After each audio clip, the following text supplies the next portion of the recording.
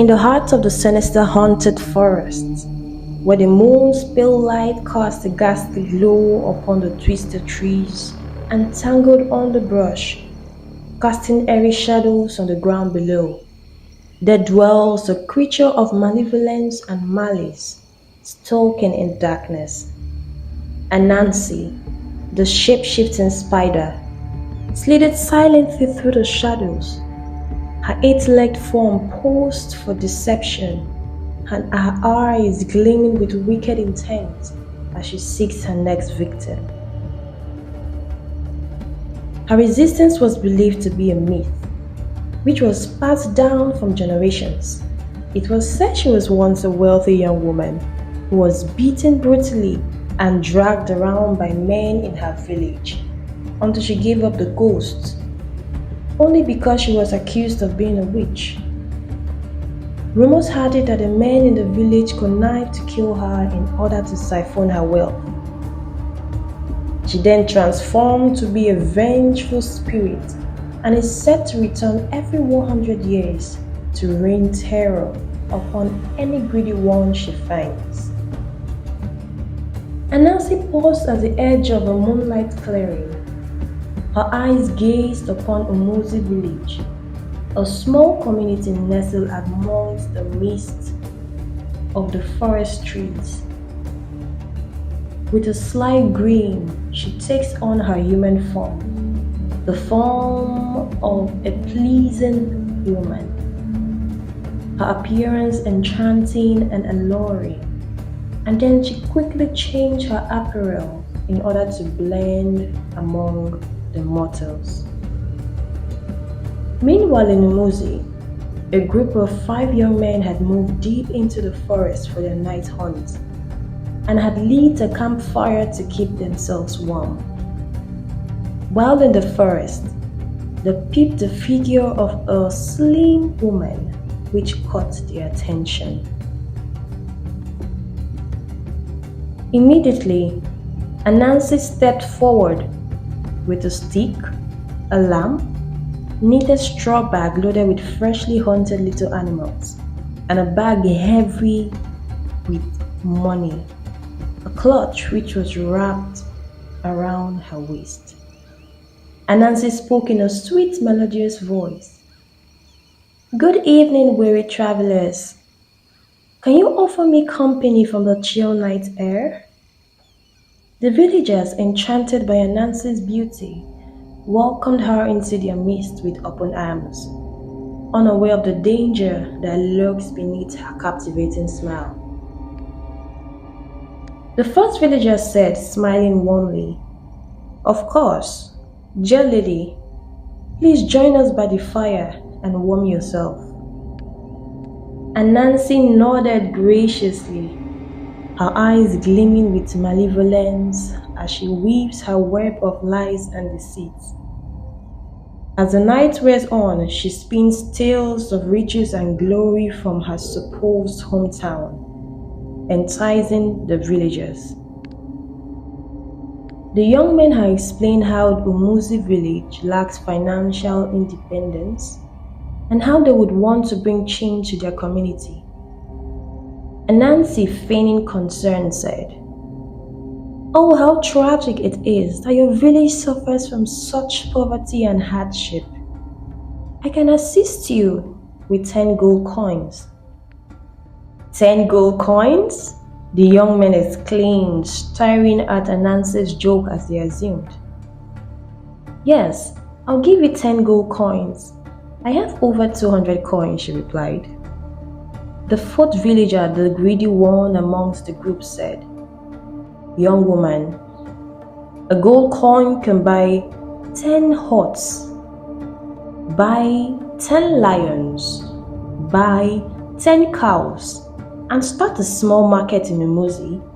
And besides, we've never seen one before. You don't know what you're saying." Immediately, Anansi unzipped her clutch around her waist and brought out 10 big shining gold coins and offered them 2 gold coins each. The villagers exchanged nervous glances, sensing a darkness lurking beneath Anansi's beguiling facade. But their curiosity and desperation outweighed their caution, and they eagerly collected the coins from her. The third villager, who was a bit skeptical, rubbed his fingers over them in order to assess it. These are gold coins. Wait, these are real coins. They're heavy too. They're real gold coins. They screamed in excitement and jubilations. 2 gold coins. May our gods be praised. Anansi, may the gods bless you. May you never lack.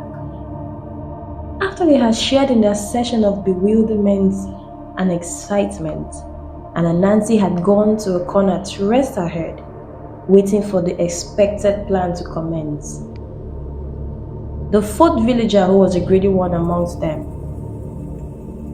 he wanted more of her coins, so he stayed awake staring at her while she lay still. If I can lay my hands on 10 more coins, I could create an impact for my generations to come. I can relocate to the urban community and start life. After all, how can a young girl like this have over 200 coins? I'm sure she stole it from somewhere. I won't be wrong if I steal from a thief. He stood up in an attempt to steal Anansi's coins. His fellow villagers, who had been observing him stare at Anansi, quickly doted at him to come over.